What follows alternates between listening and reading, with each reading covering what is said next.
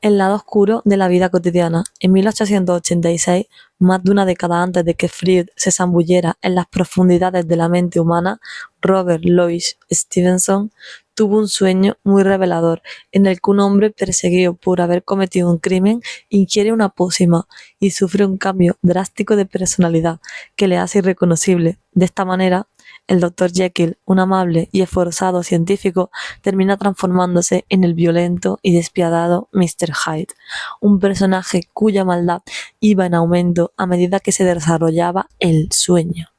Stevenson utilizó la materia prima de este sueño como argumento para escribir su hoy famoso El extraño caso del Dr. Jekyll y Mr. Hyde. Con el correr de los años, el tema de esta novela ha terminado formando parte integral de nuestra cultura popular y no es infrecuente escuchar a nuestros semejantes tratando de explicar su conducta con justificaciones del tipo «no era yo mismo». Era como si un demonio le poseyera o se convirtió en una bruja. Por ejemplo, según el analista junguiano Sanford, los argumentos que resuenan en gran parte de la humanidad encierran cualidades arquetípicas que pertenecen a los sedimentos más universales de nuestro psiquismo. Cada uno de nosotros lleva consigo un Dr. Jekyll y un Mr. Hyde, una persona afable en la vida cotidiana y otra entidad oculta y tenebrosa que permanece amordazada la mayor parte del tiempo bajo la máscara de nuestro yo consciente. Descansan ocultas todo tipo de emociones y conductas negativas: la rabia, los celos, la vergüenza, la mentira, el resentimiento, la lujuria, el orgullo y las tendencias asesinas y suicidas. Por ejemplo, este territorio, arisco e inexplorado para la mayoría de nosotros, es conocido en psicología como sombra personal. La sombra personal se desarrolla en todos nosotros de manera natural durante la infancia, cuando nos identificamos con determinados rasgos ideales de nuestra personalidad, como la buena educación y la generosidad, por ejemplo, cualidades que, por otra parte, son reforzadas sistemáticamente por el entorno que nos rodea. Vamos configurando lo que Brooke Joy llama el yo de las resoluciones de Año Nuevo. No obstante, al mismo tiempo vamos desterrando también a la sombra aquellas otras cualidades que no se adecúan a nuestra imagen ideal, como la grosería y el egoísmo, por ejemplo. De esta manera, el ego y la sombra se van edificando simultáneamente, alimentándose, por así decirlo, de la misma experiencia vital. Carl Gustav Jung describió la indisolubilidad del ego y de la sombra en un sueño que recoge en su autobiografía Recuerdos, sueños y pensamientos. Era de noche y me hallaba en algún lugar desconocido, avanzando lenta y penosamente en medio de un poderoso vendaval. La niebla lo cubría todo. Yo sostenía y protegía con las manos una débil lucecilla que amenazaba con apagarse en cualquier momento. Todo parecía depender de que consiguiera mantener viva esa luz. De repente tuve la sensación de que algo me seguía. Entonces me giré y descubrí una enorme figura negra que avanzaba tras de mí. A pesar del terror que experimenté, no dejé de ser consciente en todo momento de que debía proteger la luz a través de la noche y la tormenta.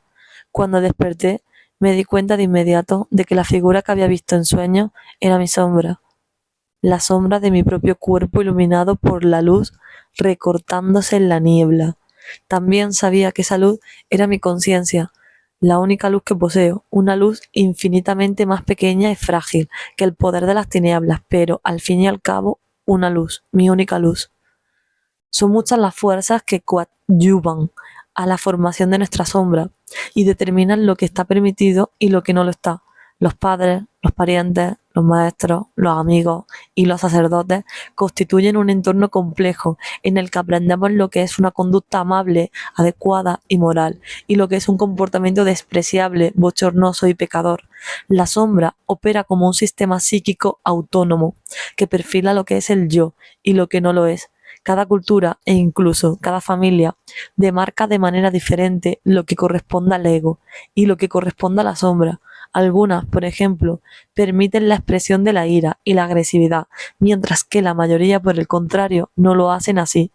Unas reconocen la sexualidad, la vulnerabilidad y las emociones intensas, y otras no. Unas, en fin, consienten la ambición por el dinero, la expresión artística y o el desarrollo intelectual, mientras que otras, en cambio, apenas sí las toleran. En cualquiera de los casos, todos los sentimientos y capacidades rechazados por el ego y desterrados a la sombra alimentan el poder oculto del lado oscuro de la naturaleza humana. No todos ellos, sin embargo, son negativos. Según la analista junguiana Liliane Frey-Ron, este misterioso tesoro encierra tanto facetas infantiles, apegos emocionales y síntomas neuróticos como actitudes y talentos que no hemos llegado a desarrollar. Así, en sus mismas palabras, la sombra permanece conectada con las profundidades olvidadas del alma, con la vida y la vitalidad. Ahí puede establecerse contacto con lo superior, lo creativo y lo universalmente humano. La enajenación de la sombra. Nosotros no podemos percibir directamente el dominio oculto de la sombra, ya que ésta, por su misma naturaleza, resulta difícil de aprehender. La sombra es peligrosa e inquietante y parece huir de la luz de la conciencia, como si ésta constituyera una amenaza para su vida. El prolífico analista junguiano James Hillman dice: el inconsciente no puede ser consciente, la luna tiene su lado oscuro, el sol también se pone y no puede brillar en todas las partes al mismo tiempo, y aún el mismo Dios tiene dos manos. La atención y la concentración exigen que ciertas cosas se mantengan fuera del campo de nuestra visión y permanezcan en la oscuridad. Es imposible estar en ambos lugares al mismo tiempo. Así pues, solo podemos ver a la sombra indirectamente a través de los rasgos y las acciones de los demás. Solo podemos darnos cuenta de ella con seguridad fuera de nosotros mismos, cuando, por ejemplo, nuestra admiración o nuestro rechazo ante una determinada cualidad de un individuo o de un grupo, como la pereza, la estupidez, la sensualidad o la espiritualidad, pongamos por caso, es desproporcionada. Es muy probable que nos hallemos bajo los efectos de la sombra.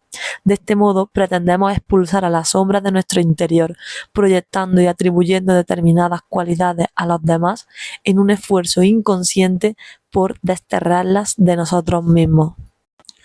La analista junguiana Marie-Louise von Franz ha insinuado que el mecanismo de la proyección se asemeja al hecho de disparar una flecha mágica. Si el receptor tiene un punto débil como para recibir la proyección, la flecha da en el blanco. Así, por ejemplo, cuando proyectamos nuestro enfado sobre una pareja insatisfecha, nuestro seductor encanto sobre un atractivo desconocido o nuestras cualidades espirituales sobre un gurú, nuestra flecha da en el blanco y la proyección tiene lugar estableciéndose a partir de entonces. Se produce un misterioso vínculo entre el emisor y el receptor, cosa que ocurre, por ejemplo, cuando nos enamoramos, cuando descubrimos a un héroe inmaculado o cuando tropezamos con alguien absolutamente despreciable, por ejemplo. Nuestra sombra personal contiene todo tipo de capacidades potenciales sin manifestar, cualidades que no hemos desarrollado ni expresado. Nuestra sombra personal constituye una parte del inconsciente que completa al ego y que representa aquellas características que nuestra personalidad consciente no desea reconocer y consecuentemente repudia, olvida y destierra a las profundidades de su psiquismo, solo para reencontrarla nuevamente más tarde en los enfrentamientos desagradables con los demás. El encuentro con la sombra. Pero, aunque no podamos contemplarla directamente, la sombra aparece continuamente en nuestra vida cotidiana y podemos descubrirla en el humor, en los chistes sucios o en las payasadas, por ejemplo, que expresan nuestras emociones más ocultas, más bajas o más temidas, cuando algo nos resulta muy divertido. El resbalón sobre una piel de plátano o el descubrimiento de un tabú corporal. También nos hallamos en presencia de la sombra. Según Sanford, la sombra suele ser la que ríe y se divierte. Por ello, es muy probable que quienes carezcan de sentido del humor tengan una sombra muy reprimida. La psicoanalista inglesa Molly Tooby describe 6 modalidades diferentes para descubrir a la sombra en nuestra vida cotidiana. La primera, en los sentimientos exagerados respecto de los demás. No puedo creer que hiciera tal cosa. No comprendo cómo puede llevar esa ropa. Segunda, en el feedback negativo de quienes nos sirven de espejo. Es la tercera vez que llegas tarde sin decírmelo. Tercera, en aquellas relaciones en las que provocamos de continuo el mismo efecto perturbador sobre diferentes personas. San y yo creemos que no has sido sincero con nosotros. Cuarta, en las acciones impulsivas o inadvertidas. No quería decir eso. Quinta, en aquellas situaciones en las que nos sentimos humillados. Me avergüenza su modo de tratarme. Sexta, en los enfados desproporcionados por los errores cometidos por los demás. Nunca hace las cosas a su debido tiempo. Realmente no controla para nada su peso. También podemos reconocer la irrupción inesperada de la sombra cuando nos sentimos abrumados por la vergüenza o la cólera, o cuando descubrimos que nuestra conducta está fuera de lugar. Pero la sombra suele retroceder con la misma prontitud con la que aparece, porque descubrirla puede constituir una amenaza terrible para nuestra propia imagen. Es precisamente por este motivo que rechazamos tan rápidamente, sin advertirlas siquiera, las fantasías asesinas, los pensamientos suicidas o la embarazosa envidia que tantas cosas podría revelarnos sobre nuestra propia oscuridad. Laing describía poéticamente este reflejo de negación de la mente del siguiente modo: el rango de lo que pensamos y hacemos está limitado por aquello de lo que no nos damos cuenta, y es precisamente el hecho de no darnos cuenta de que no nos damos cuenta lo que impide que podamos hacer algo por cambiarlo. Hasta que nos demos cuenta de que no nos damos cuenta, seguirá moldeando nuestro pensamiento y nuestra acción. Si la negación persiste, como dice Laing, ni siquiera nos daremos cuenta de que no nos damos cuenta. Es frecuente, por ejemplo, que el encuentro con la sombra tenga lugar en la mitad de la vida, cuando nuestras necesidades y valores más profundos tienden a cambiar el rumbo de nuestra vida, determinando incluso en ocasiones un giro de 180 grados y obligándonos a romper nuestros viejos hábitos y a cultivar capacidades latentes hasta ese momento.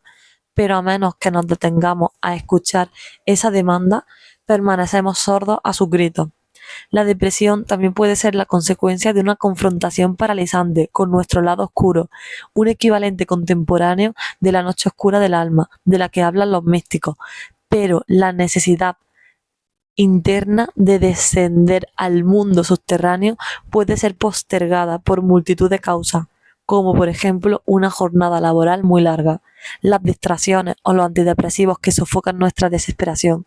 En cualquiera de estos casos, el verdadero objetivo de la melancolía escapa de nuestra comprensión. Encontrar a la sombra nos obliga a ralentizar el paso de nuestra vida, escuchar las evidencias que nos proporciona el cuerpo y concedernos el tiempo necesario para poder así estar solos y digerir los crípticos mensajes procedentes del mundo subterráneo.